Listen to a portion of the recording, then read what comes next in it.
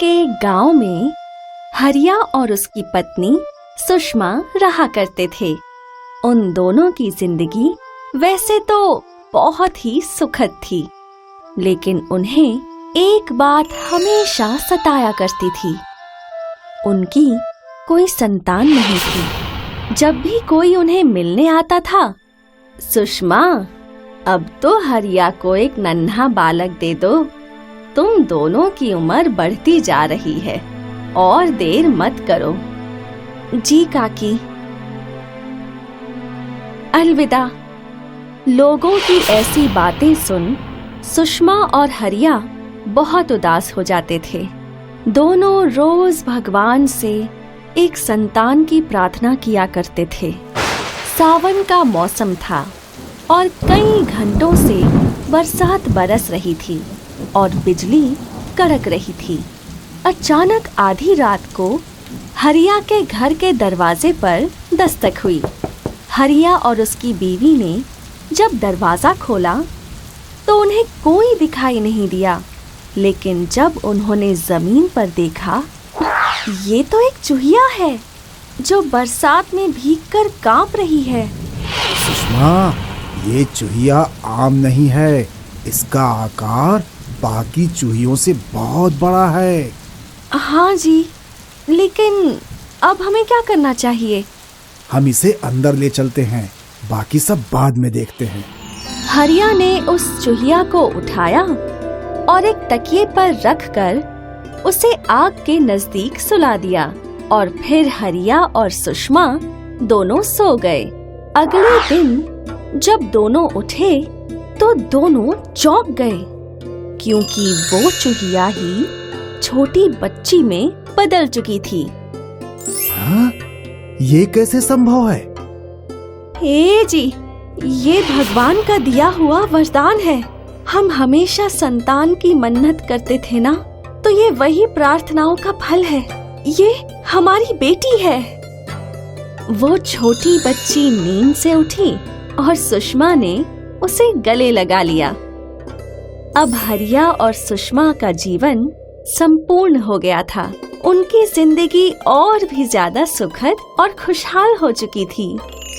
बिटिया, मेरी बिटिया मुस्किन कहाँ छुपी है? आपने मुझे फिर से ढूंढ लिया।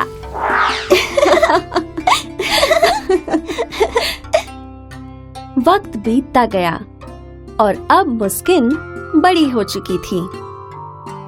अब वो एक बहुत ही खूबसूरत युवती बन चुकी थी। ए जी, अब हमें मुस्किन के लिए वर ढूंढना चाहिए।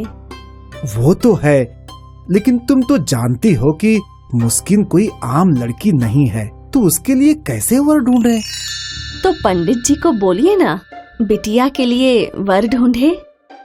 अगले दिन पंडित जी 3 लड़कों को लेकर हरिया के घर आए। ये तीनों के तीनों अच्छे परिवार से हैं, घर बार भी अच्छा है और सभी के सभी काम भी करते हैं। ये मदन है, ये एक किसान है और इसकी 100 बीघे जमीन भी है। ये शंभू है, वैसे ये लोहार है, और ये नंदन है जिसका सोने का व्यापार है।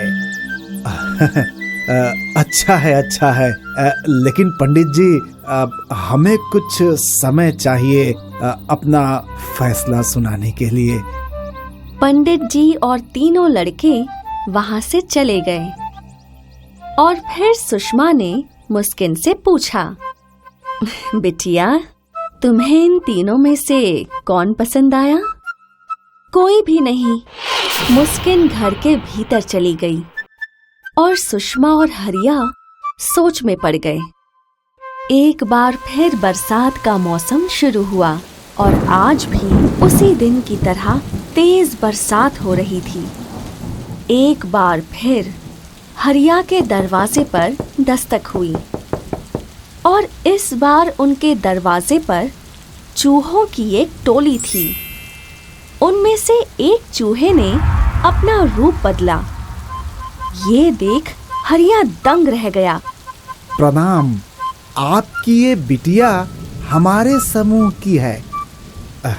मैं जानता हूँ, इसका विवाह किसी आम लड़के से नहीं हो सकता है।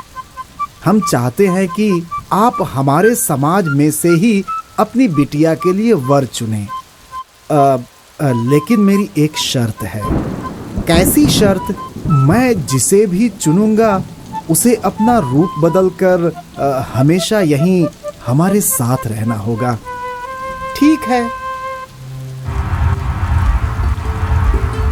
हरिया ने सभी लड़कों को देखा और उनमें से एक को चुन लिया। मुस्किन और उस चूहे की शादी धूमधाम से हुई और फिर वो दोनों हमेशा हरिया और सुषमा के साथ ही रहे। हाय, मैं हूँ शाइनी। अगर आप मुझे ऐसे ही देखना चाहते हैं तो इस वीडियो को जरूर शेयर करें और हाँ, इस चैनल को भी सब्सक्राइब करना ना भूलें